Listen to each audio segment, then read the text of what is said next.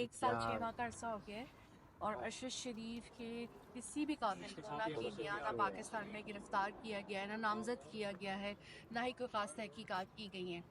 मुझे ऐसा लगता है कि ये जो हमारे पीछे इमारतें हैं ना, ये सिर्फ इमारतें ही हैं सीमेंट की बनी हुई, और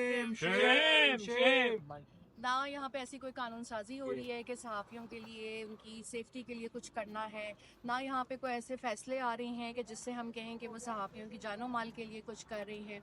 सहाफ़ी हर तरह से इस वक्त इस्तेहसाल का शिकार हैं, चाहे वो माशी तौर पे हों, चाहे नौकरी के उनकी नौकरियाँ ख़तरे में हैं, तमाम तौर पर जो है वो उनका इस्तेहसाल है। और बहुत से सहाफ़ी इस वक्त शदीद तौर पर हरासानी का शिकार हैं, चाहे ख़वातीन हों मर्द हों।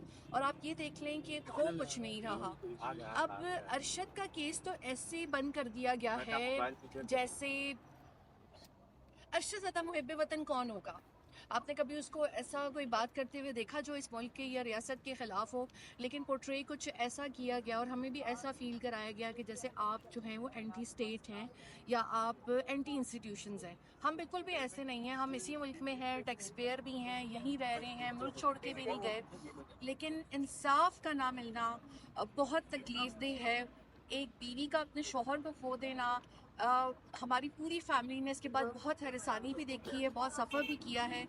लेकिन मुझे इन इमारतों में बैठे हुए लोगों से बड़ा शिकवा है कि जो भी एक आता है इक़्तिदार में, जिसको भी ओहदा मिलता है, वो सिर्फ छोटा बन के क्यों अपने आप को साबित करता है, वो छोटा क्यों बन जाता है। जितना बड़ा ओहदा है उतने बड़े इनके दिल क्यों नहीं है, हर कोई अपनी अना का गुलाम क्यों है। अरशद शरीफ पर जिन्होंने 16 मुकदमे दर्ज कराए, सब जानते हैं वो कौन है। वो आगे सहाफ़ियों के ऊपर भी मुकदमे दर्ज कराएंगे, लेकिन इनमें इतनी मजाल नहीं किसी एक को बुला के उसकी सरजनिश ही कर देते। मुकदमा करना, उनको सज़ा देना तो बहुत दूर की बात है।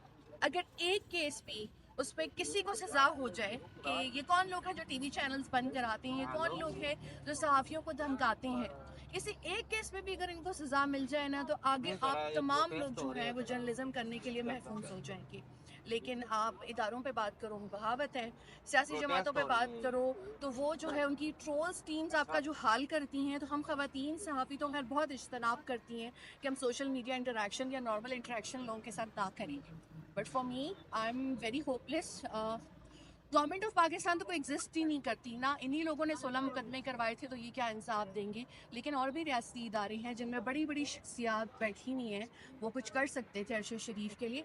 यहाँ के मुजरिमान पे हाथ डालते हुए डरते हैं, तो कम अज़ कम कीनिया के उन पुलिस वालों को ही सज़ा दिलवा देते जिन्होंने गोली चलाई थी।